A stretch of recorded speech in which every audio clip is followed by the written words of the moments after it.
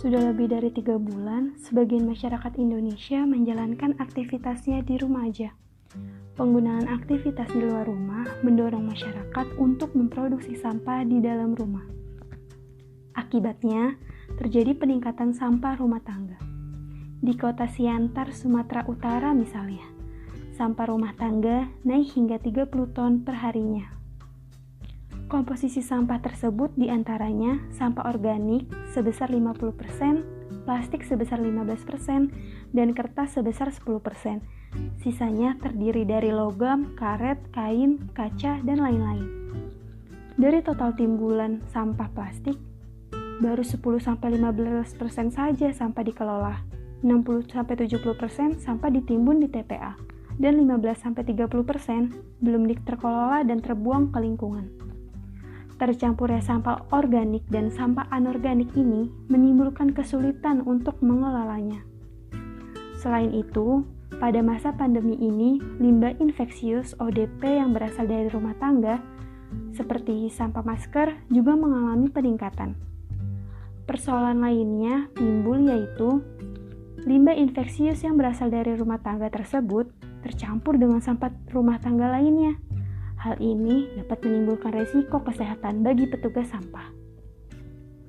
Nah, teman-teman, melihat tingginya data sampah rumah tangga, penanganan apa yang dapat kita lakukan pada sampah kita sendiri di masa pandemi corona ini?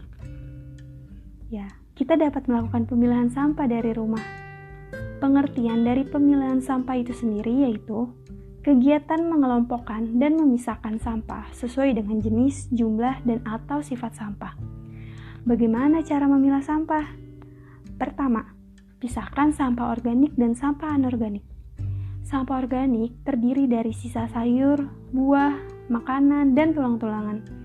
Sampah organik ini bisa kita olah sendiri di rumah loh, dengan membuat kompos dan biopori. Sedangkan sampah anorganik yaitu sampah yang sulit terurai seperti plastik, kaca, kaleng, dan lain-lain. Kedua, memilah sampah anorganik.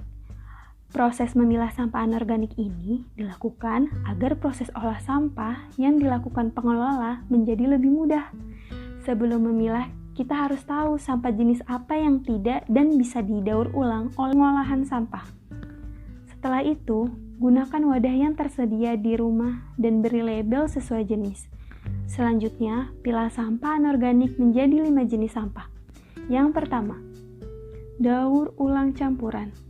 Sampah ini terdiri dari kaleng, aluminium, botol plastik, dan beling. Sampah ini terdiri dari jenis sampah daur ulang yang bisa diterima oleh bank sampah, perusahaan pengolahan sampah. Yang kedua, sampah B3. Pada masa pandemi ini, limbah B3 atau infeksius terdiri dari masker, sarung tangan, dan alat pelindung diri.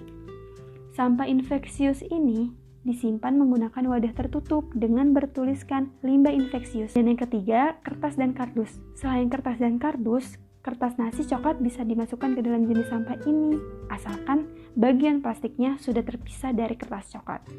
Lapisan plastik ini bisa masuk ke dalam kategori sampah residu.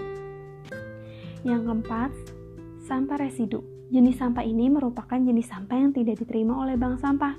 Misalnya, sampah plastik saset, plastik laminasi atau produk refill, selotip, styrofoam, kemasan mie instan, dan lain-lain.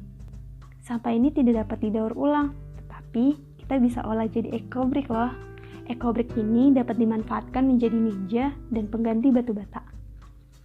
Dan yang terakhir, sampah lain-lain. Sampah yang termasuk ke dalam kategori ini yaitu sampah pembalut dan popok. Sampah ini agak sulit untuk diolah.